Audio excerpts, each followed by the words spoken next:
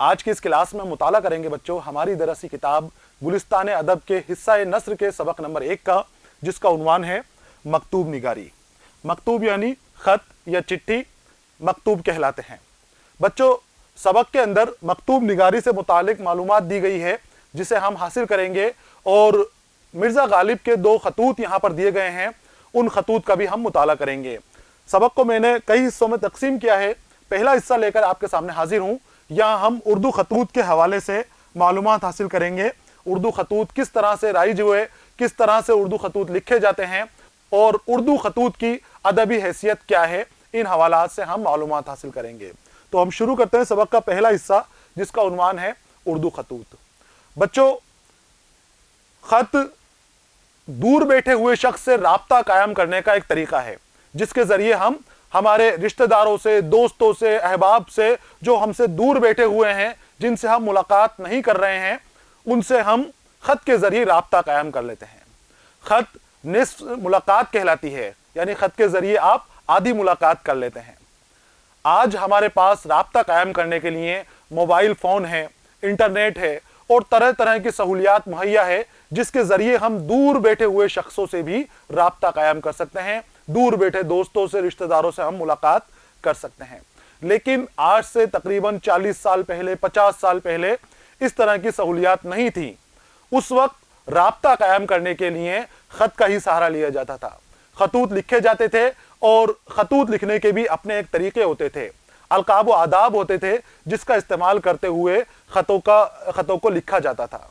यहाँ हम उन्हीं उर्दू खतूत के बारे में बात करेंगे कि जो खत लिखे जाते थे, तो उस वक्त उस्तादों ने, जो बड़े उस्ताद थे, शायरों ने और अदीबों ने भी खत लिखे।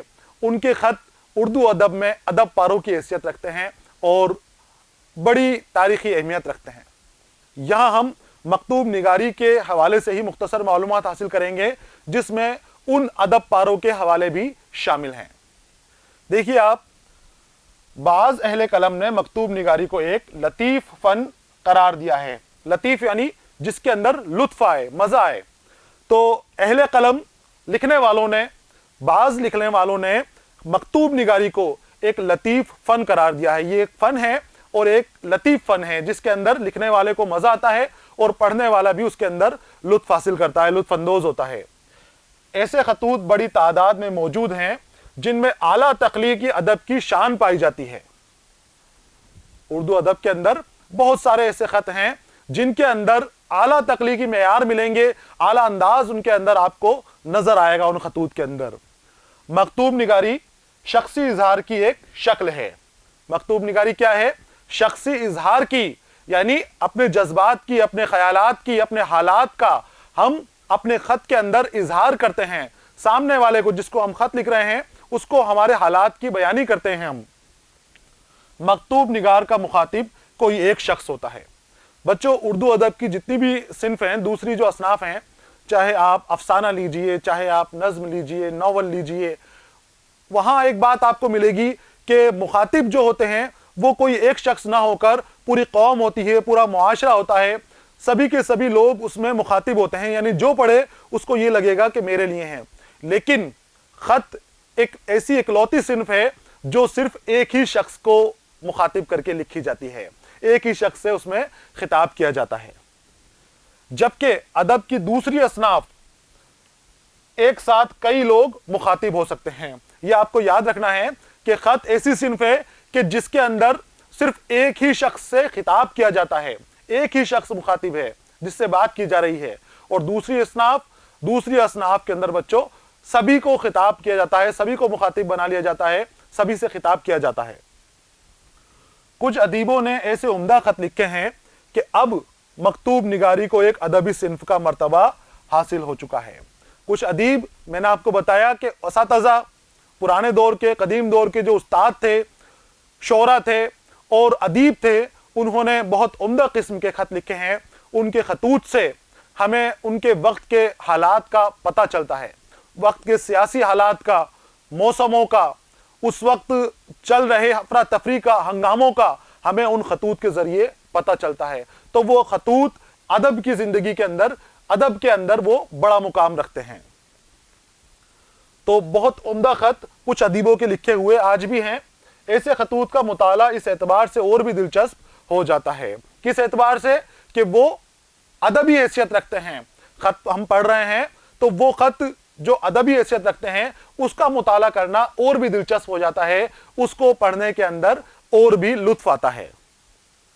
मकतूब निगार का मुखातिब कोई हो, अगर मकतूब निगार की तहरीर में कशिश हो तो खत हर पढ़ने वाले के लिए दिलचस्प हो सकता है। यहां आपसे कहा जा रहा है कि मुखातिब चाहे कोई भी हो, किसी से भी खिताब किया जा रहा है, किसी भी के भी नाम वो खत लिखा गया है, लेकिन अगर उसकी तहरीर दिलचस्प हो तो सभी को उस खत को पढ़ने में मजा आता है। अच्छे खतूत अदब पारों के तौर पर पढ़े जाते हैं, अदब पारों की हैसियत रखते हैं अच्छे खतूत।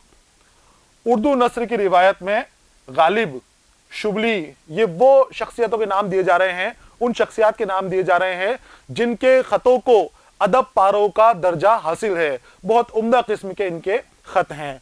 तो खतूत निगारी में जब सबसे पहला बड़ा नाम आता है वो है मिर्जा गालिब का। मिर्जा गालिब ने इस अंदाज में खत लिखे हैं कि उनकी नकल भी कोई आज तक नहीं कर पाया है, ना तो उनसे पहले उनके जैसे खत लिखे गए और ना ही उनके दौर के बाद के अदीबों ने उस तरह के खत लिखे। तो मिर्जा गालिब का खत लिखने का अंदाज सबसे जुदागाना है, सबसे अलग अंदाज है। सबसे बड़ा नाम इन नामों के अंदर मिर्जा गालिब का है जिनके खत मशहूर हैं। इसके बाद शुबली नुमानी के खत भी बहुत मशहूर हैं, मेहंदी आफादी के, चौधरी मोहम्मद अली रुदौलवी के खत भी बच्चों बहुत ज्यादा पढ़े जाते हैं, बहुत अहमियत रखते हैं अपनी। रशीद अहमद सिद्दीकी के, मंटो के, मीरा जी के और अबुल कलाम आजाद वगैरह के खतूत भी नुमाया हैसियत रखते हैं। अबुल कलाम आजाद ने जो खत जेल की चार दीवारी से लिखे थे, कैद होने के बाद लिखे थे, वो खत अपने आप में एक अलग ही अहमियत रखते हैं, अलग ही दर्जा रखते हैं।